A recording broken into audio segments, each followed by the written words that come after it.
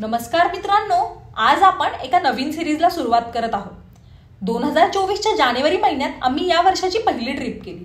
यूट्यूबवर व्हिडिओज टाकायला उशीर झाला, परंतु ते म्हणतात ना, देर आहे दुरुस्त आहे. या वर्षाची ही पहिली ट्रिप आणि ती सुद्धा इंटरनॅशनल. बऱ्याच दिवसांपासून या ट्रिपची प्लॅनिंग झाली होती, परंतु ट्रिपसाठी 2024 उजाडला. पहाटेची फ्लाईट असल्याने रात्रीच पुण्यावरून निघालो.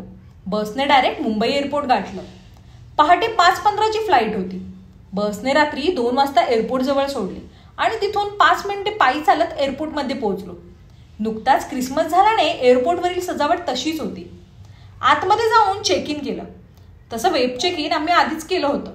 इथे फक्त लगेज द्यायचं होतं. वेब चेक इनचा फायदा असा की तुम्हाला तुमच्या आवडीची सीट तसेच फूड पण चॉईस करता येतं. इंटरनॅशनल ट्रिप असली तरी पहिलं डेस्टिनेशन हे भारतातीलच होतं. त्यामुळे इमिग्रेशन तर नाही झालं आणि डायरेक्ट सिक्युरिटी चेकसाठी गेलो. पहाटेची वेळ असल्याने एअरपोर्टवर गर्दी कमीच होती. त्यामुळे साधारणतः 1 तासात सगळं होऊन फ्लाईटसाठी बराच वेळ होता. लाऊंजमध्ये जाऊन बसावं तर त्यासाठी लाईन लागली होती. म्हणून मग एअरपोर्टवरच टाइमपास केला आणि विमानाची वाट बघत बसलो. 1 तास आधी बोर्डिंग सुरू झाली आणि शेवटच्या रांगेतील सीट असल्याने फ्लाईटमध्ये चढण्याचा पहिला मान आम्हाला मिळाला. थकलेलो असल्याने फ्लाईट निघाल्यावर लगेचच झोपी गेलो. थोड्या वेळाने जाग आल्यानंतर खिडकीमधून सुंदर असा उगवता सूर्य दिसत होता.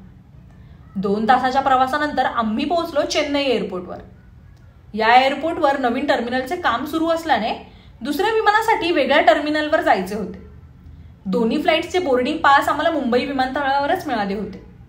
त्यामुळे आम्ही डायरेक्ट इमिग्रेशनसाठी गेलो. सिक्युरिटी चेक करून आम्ही लगेचच लाऊंजकडे वळालो. सकाळची वेळ असल्याने ब्रेकफास्टचे ऑप्शन होते.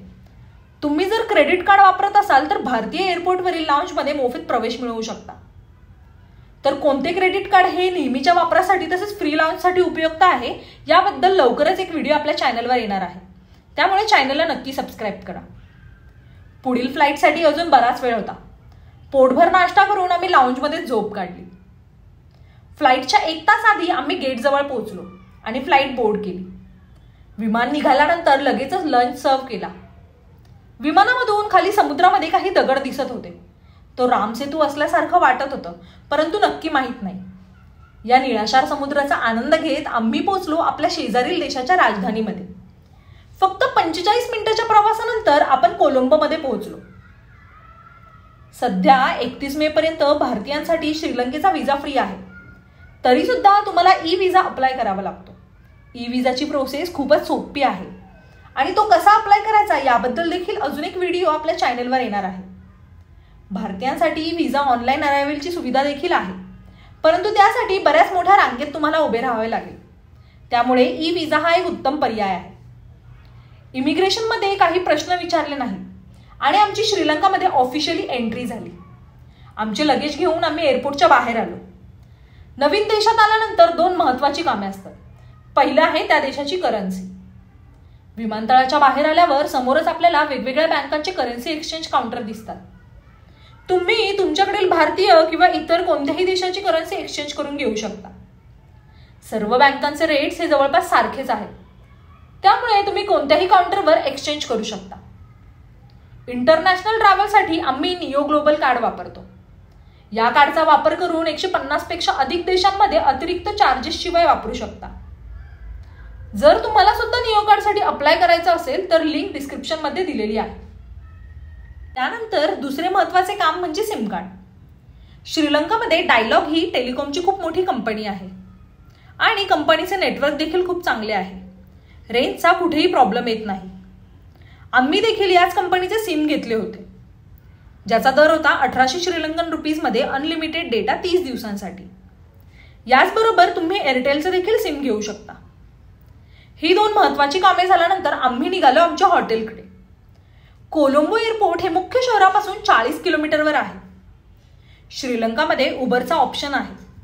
त्याचबरोबर पिकमी हे तिथील जास्त यूज करणारे ॲप आहे. या ॲपमध्ये तुम्ही भारतातील मोबाईल नंबर टाकून देखील रजिस्टर करू शकता.